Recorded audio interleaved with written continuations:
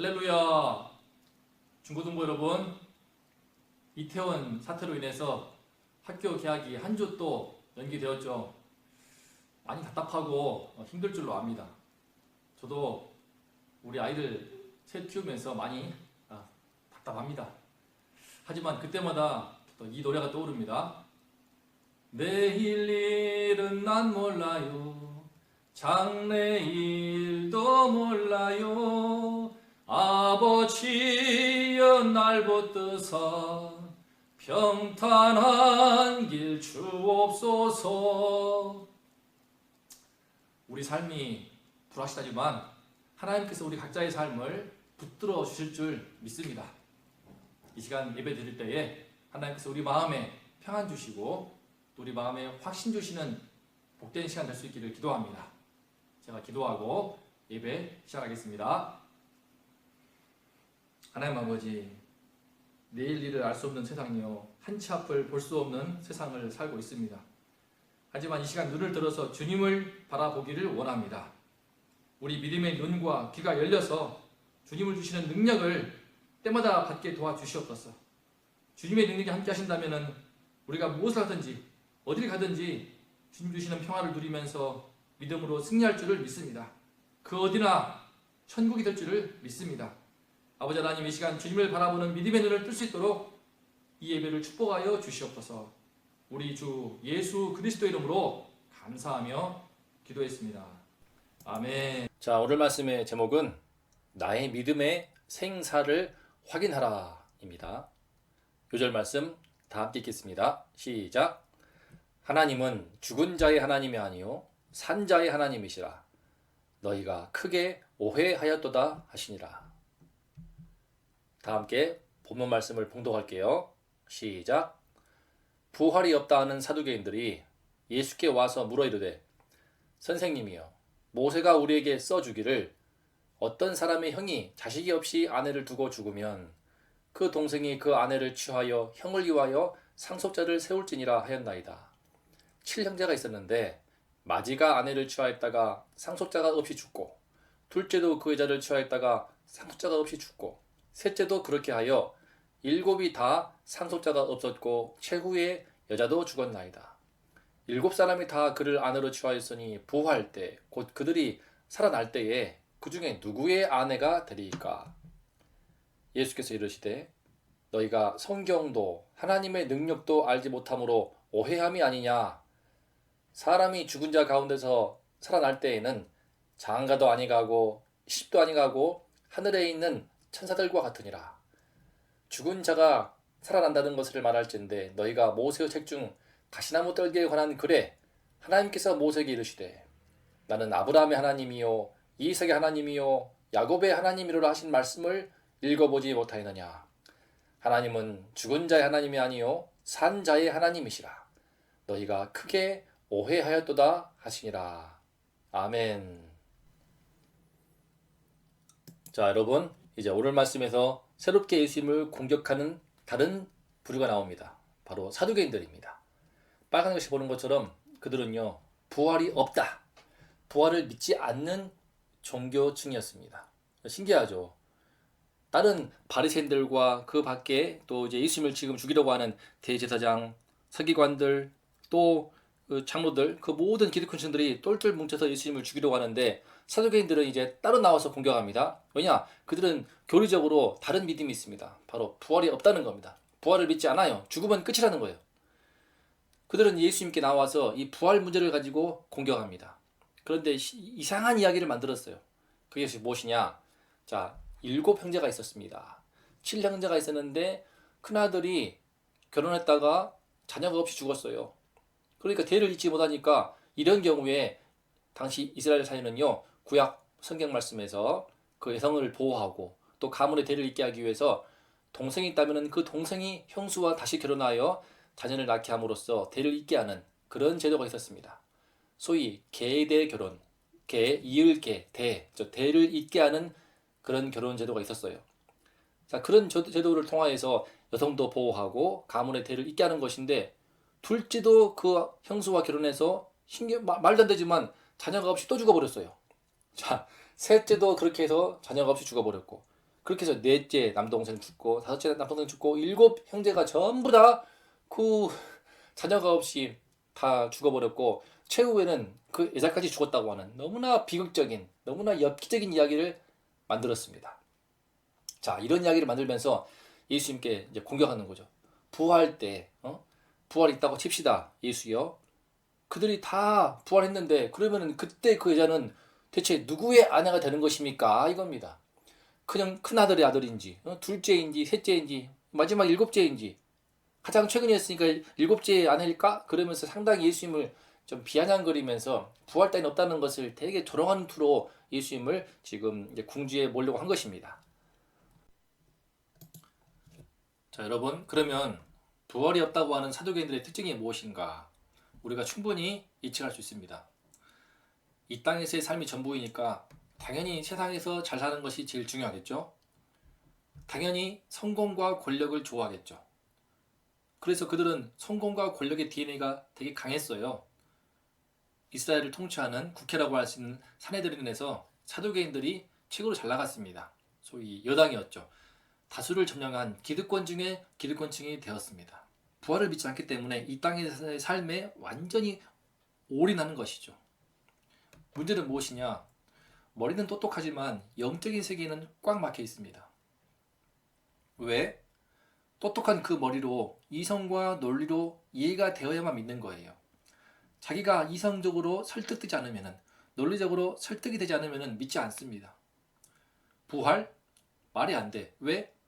사람은 죽어. 죽으면 끝이야. 죽은 다음에 다시 살아나는 경우가 있어? 정말 죽었다가 한참 뒤에 다시 돌아와서 천국에서 있다가 다시 돌아온 그런 사람이 있어? 한 번도 없어. 인류 역사상 단 한 명도 그런 경우가 없어. 그렇다면 없는 거야. 이렇게 자기들 눈에 보는 자기들 사고 방식에 볼 때에 이성과 논리에 맞지 않으면 믿지 않는 것이죠. 당연히 눈에 보이는 세상 위주의 사고 방식과 행동 방식을 따라하게 되어 있습니다. 사도계인들은요, 하나님을 믿는 사람들이긴 했지만 기본적으로 부활을 믿지 않기 때문에 이 땅에서의 삶이 전부이니까 세상적인 삶의 방식이 완전히 몸에 배어 있습니다. 예컨대 일곱 형제의 이야기를 보면은요, 가장 불쌍한 사람이 누구인 것 같아요? 첫 번째 아들일까요? 두 번째 아들일까요? 그렇지 않죠? 일곱 형제 중에서 그들 다 죽게 되지만 제일 비참한 사람은 7번 결혼해서 전부 다 자녀 없이 또 결국에는 본인도 비참하게 죽은 여자야말로. 주변에서는 7명의 형제들 집안 말아먹은 남자 7 잡아먹은 아주 괴물로 볼 거 아닙니까? 이 계대 결혼은 남편이 일찍 세상을 떠나서 혼자 남은 여성들을 위한 그런 불쌍한 여성들을 위한 제도인데 약자를 배려하는 제도였음에도 불구하고 그들은 이 제도를 이용해서 이 이야기를 짜내어 너무나 이 여자를 비참하게 만듭니다. 끔찍하게 바닥으로 내동댕이 칩니다. 기본적으로 남성 우월주의, 강자 중심의 사고방식이 배어 있습니다. 약자로서 여성은 철저하게 무시하고 짓밟는 정서가 배어 있습니다. 세상에서의 그 삶의 사고방식, 갑질하는 사고방식이 그들에게 배어 있는 것이죠. 똑똑하면 뭐합니까? 성공을 하고 힘 있는 자리에 올라가면 뭐합니까? 기본적으로 하나님의 세계에 꽉 막혀서 천국에 대한 삶이 없고 내세를 지향하지 못하고 하나님의 심판대 앞에 서는 그런 두려움이 없기 때문에 함부로 말하고 행동하는 것입니다. 그들은요, 얼마나 교만했는가? 심지어 하나님의 말씀인 성경까지도, 여기서 성경은 그겁니다. 구약 성경입니다. 구약 성경 39권 말씀 중에서도 자기들이 스스로 평가해서 모세의 오경만 인정합니다. 39권 중에 무려 34권을 인정하지 않아요. 왜? 모세만 진짜니까. 모세만 최고의 선지자이고 나머지 선지자들은 그 하급이라고 해서 인정하지 않는 거예요. 그들이 쓴 성경은 하나님의 말씀이 아니야라고 지들이 부정하는 것입니다. 여러분, 이처럼 오만한 그들의 모습을 참 사도기인들을 통해서 볼 수 있는데 우리도 이런 21세기를 살아가는 현대 그리스도인들한테도 이런 사도기적인 요소가 너무나 많지 않습니까? 한국 교회가 비난받는 제일 큰 이유, 기복신앙 아닙니까? 번영신앙 아닙니까? 이 땅에서 잘 먹고 잘 살고 세상에서 출세하고 장수하는 이런 복만을 추구하니까 당연히 도덕과 윤리에 있어서는 세상 사람과 비교해서 더 떨어지거나 못한 모습을 보이는 거 아닙니까? 그래서 똑똑한 머리로 성공을 하고 출세한 그리스도인들이 많이 있지만 하나님의 세계에 대해서, 신령한 영적인 세계에 대해서, 깊이 있는 은혜로운 그 세계에 대해서는 꽉 막힌 채 그냥 하나의 취미생활로 교회를 다니는 그런 측면이 있지 않습니까? 심지어 하나님의 말씀까지도 내가 좋아하는 말씀, 축복을 약속하는 말씀, 성공을 약속하는 말씀은 좋아하지만 나의 죄를 드러내고 나에게 내 가슴을 서늘하게 책망하여 하나님의 심판대 앞에서 회개할 수밖에 없게 하는 그런 힘든 말씀들은 듣지 않는, 스스로 우리 말씀을 평가하고 그죠? 그 말씀을 스스로 우리가 분류해서 떨쳐내는 이런 문제가 우리에게 있습니다. 물론 우리가 부활을 믿지요. 하지만 내가 늘 죽음 이후의 삶을 의식하고 있는가? 내 삶을 의식하고 있는가? 죽은 다음에 이 땅의 삶에 대한 하나님의 심판대에서의 서는 그 평가를 내가 늘 염두하고 살고 있는가? 라고 볼 때에 그것이 부족하다면, 종말론적인 자세가 부족하다면 우리가 바로 21세기 사도견들이 될 수밖에 없는 것입니다. 그리고 그 믿음은요, 살아있는 믿음이 아니고 죽은 믿음에 불과한 것입니다. 그래서 예수님은 책망하십니다. 너희가 성경도 하나님의 능력도 알지 못함으로 오해하고 있다. 그들이 부활이 없다고 하는 그 말도 안 되는 오해에 빠진 이유가 무엇인가? 성경도 하나님의 능력도 알지 못하기 때문입니다. 자, 하나씩 볼까요? 먼저 예수님은요, 하나님의 능력을 알지 못하는 문제를 지적하십니다. 그들은 7형제의 비유를 통하여서 자기들의 현재의 몸 그대로 다시 부활한다고 느낀 겁니다. 그게 아닙니다. 예수님 말씀하시죠. 사람이 죽은 자 가운데서 살아날 때에는 장가도 아니 가고 시집도 아니 가고 하늘에 있는 천사와 같다. 무슨 뜻이냐면요, 우리가 다시 부활할 때는 그때도 남자 여자가 시집가고 장가갈 필요가 없습니다. 왜냐? 우리의 몸은 지금 있는 그 몸 그대로 가는 게 아닙니다. 천사와 같이 신령한 몸으로, 상승을 초월한 몸으로 우리가 다시 창조되기 때문입니다. 부활은 소생이 아닙니다. 소생은 죽은 사람이 그냥 죽었다가 숨이 터져서 다시 깨달은 것입니다. 그게 아니에요. 심지어 관 속에 있다가도 기적과 같이 숨이 튀어서 살아나는 케이스도 있죠. 그건 부활이 아니고 소생이라고 합니다. 소생. 하지만 우리 그리스도인이 바라보는 부활은 무엇이냐? 바로 새로운 창조입니다. 사도 바울이 이에 대해서 이 말씀을 선포합니다. 유명한 부활장 말씀이죠. 고린도전서 15장 말씀. 죽은 자의 부활도 그와 같으니 어떻게 부활합니까? 썩을 것에서 썩지 아니할 것으로, 욕된 것에서 영광스러운 것으로, 약한 것으로 해서 강한 것으로, 육의 몸이 아니라 신령한 몸으로 우리가 다시 살아납니다.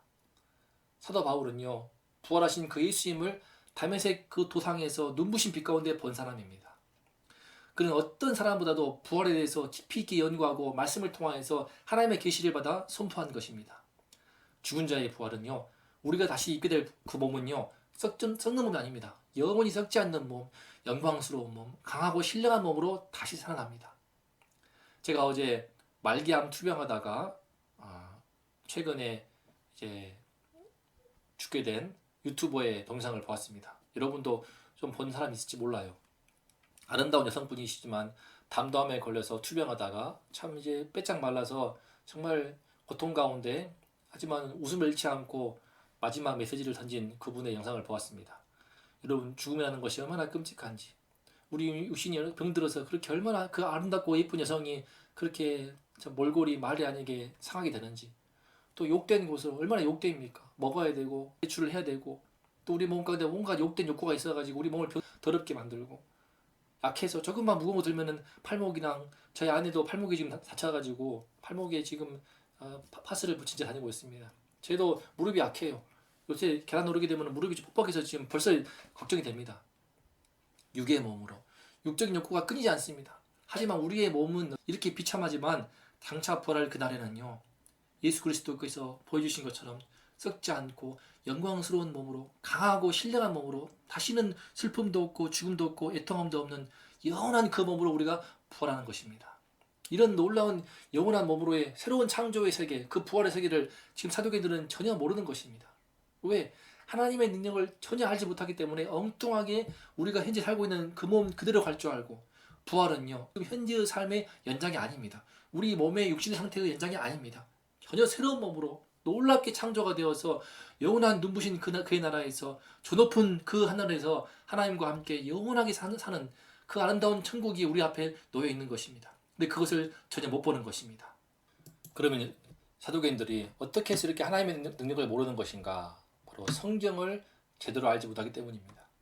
그들이 말하는 성경, 그들이 인정하는 성경, 모세오경 중에서도 예수님 말씀하십니다. 너희가 모세의 책 중에서 너희들이 모세를 좋아하니까 하나님께서 모세에게도 말씀하시지 않느냐? 나는 아브라함의 하나님이요 이삭의 하나님이요 야곱의 하나님이로라. 영어 성경은 잘 번역했습니다. I am the God of Abraham, Isaac and Jacob. 여러분, 하나님은요 I was라고 안 했습니다. 내가 아브라함의 하나님이었고 이삭의 하나님이었고 야곱의 하나님이었다. 그들은 다 죽었고 지금은 없다. 다 끝났다. 사라졌다. 그게 아닙니다.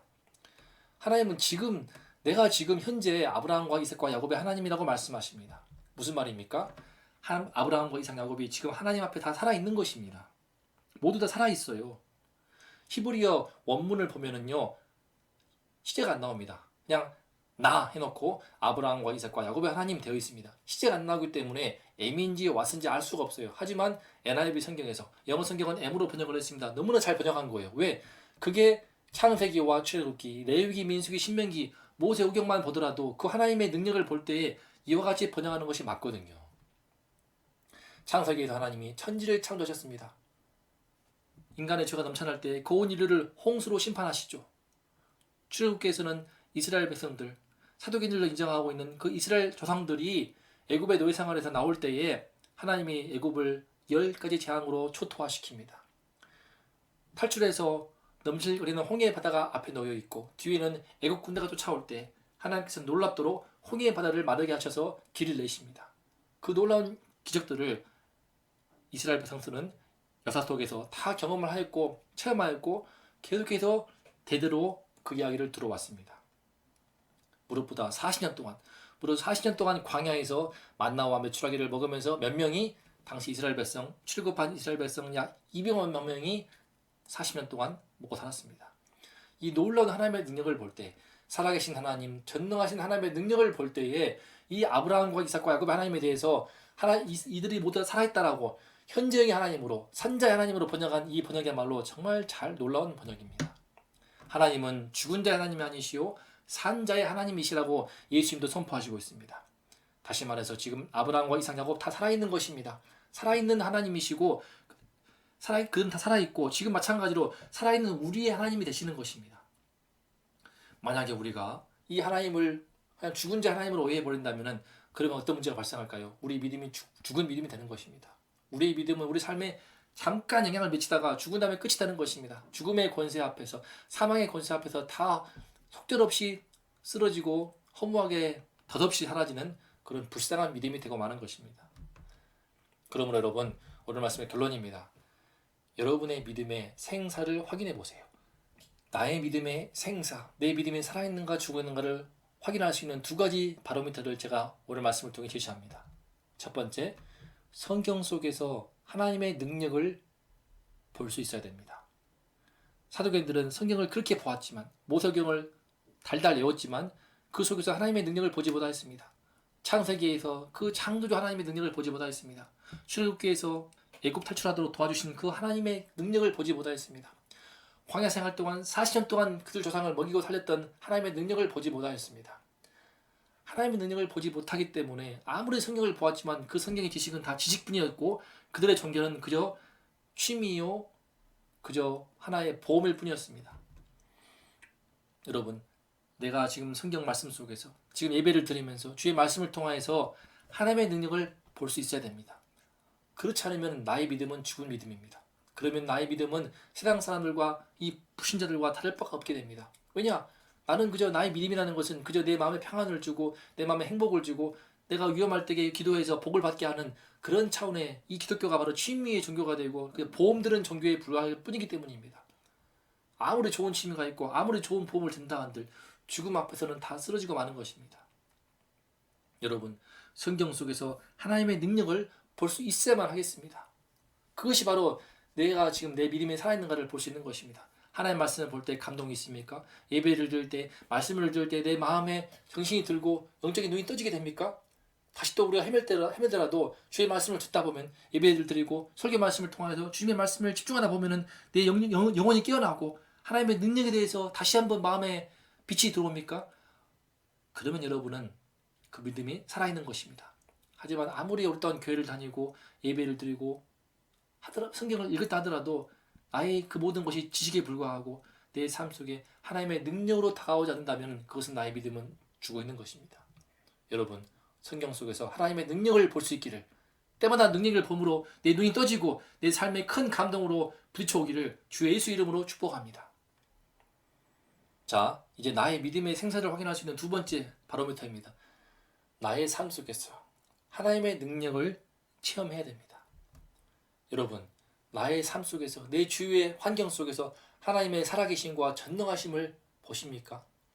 지금 내 살아오는 동안 여러분이 중학교, 고등학교, 이제 중고등부에 이르기까지 그동안 하나님을 통하여서 주님의 전능하신 능력을 체험하였습니까?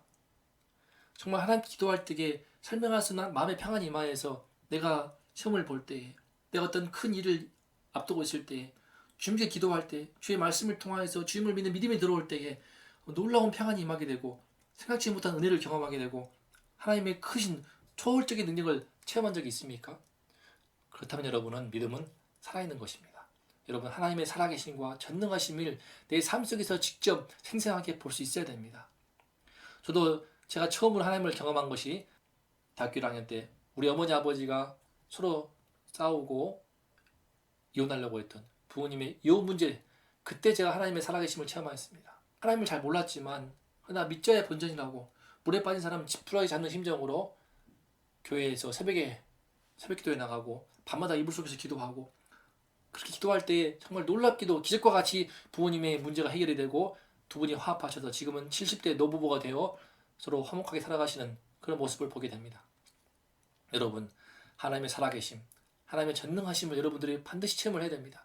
그럴 때 여러분들이 진정으로 신앙이 살아있는 것이고 하나님의 능력 가운데서 이 세상에서 정말 담대하고 강한 삶을 살 수 있을 것입니다. 하지만 제일 중요한 것, 우리가 제일 경험해야 될 하나님의 능력이 무엇인가? 바로 예수 그리스도의 복음의 능력입니다. 사도 바울은 이렇게 선포했습니다. 십자가의 도가 멸망하는 자들에게는 미련한 것이요 구원을 받는 우리에게는 하나님의 능력이라. 여러분, 예수님의 십자가와 부활의 복음이 믿으십니까? 이 십자가 부활의 복음이야말로 우리 내면을, 우리 인생을 힘들게 하는 죄의 문제를 깨끗이 해결할 뿐만 아니라 죄 때문에 들어오는 이 사망의 문제, 죽음의 문제를 깨끗이 몰아낼 수 있는 진정한 능력이 바로 십자가와 부활의 복음입니다. 이런 예수님의 복음이 멸망하는 자들에게는 미련한 것입니다.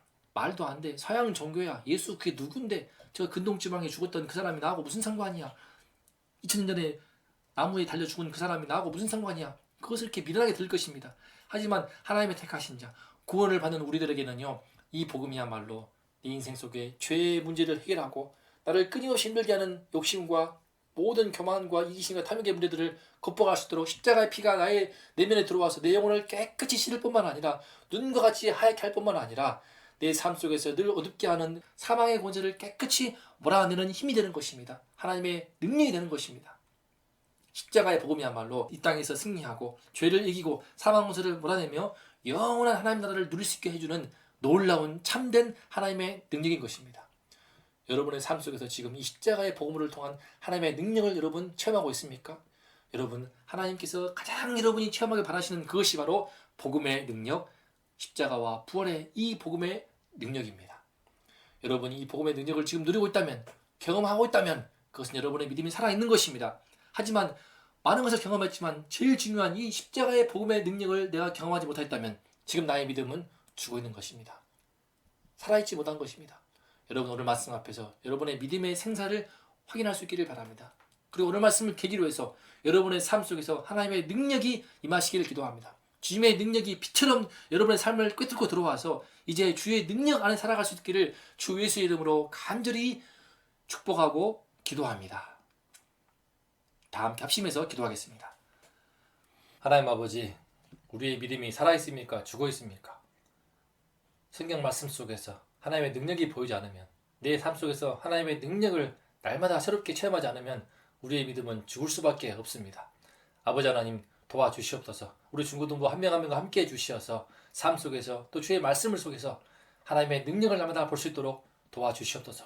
눈을 열어주시고 귀를 듣게 해주셔서 아버지여, 하나님의 능력으로 함께 하시는 놀라운 믿음의 은총의 세계에 들어갈 수 있도록 축복하여 주시옵소서. 무엇보다도 우리에게 모든 죄와 사망 권세를 깨시고 파하신 예수 그리스도의 십자가의 복음의 그 능력에 눈을 뜨게 도와주시어서 우리 삶 속에 복음의 능력, 하나님의 능력이 늘 강하게 역사할 수 있도록 축복하여 주시옵소서.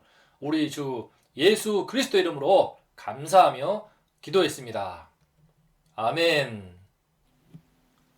중고등부 여러분, 오늘도 우리는 몸은 떨어져 있지만 마음으로는 이곳 중고등부실에 와서 함께 예배를 드렸습니다. 오늘 받은 말씀을 꼭 붙들고 하나님께 살아있는 믿음으로 반응하는 그런 한 주가 되기를 바랍니다. 매일매일 하나님의 그 능력을 구해보세요. 나의 한계를 뛰어넘는 능력을 구해보시고, 특히 내 안에 있는 그 시커먼 죄를 씻겨주시고 죽음도 부활로 역전시키시는 그 복음의 능력을 달라고 구하시기를 바랍니다. 우리가 성경을 통해서 또 내 삶을 통해서 하나님의 능력을 날마다 보고 누리고 체험할 수 있다면, 그러면 우리 믿음은 살아있는 믿음이 되어서 우리 삶 속에 늘 주님의 은총이 함께 하시고 믿음으로 승리하는 우리 인생이 될 줄을 믿습니다. 한 주 동안도 승리하시고 다음 주에 만날게요. 그럼 안녕.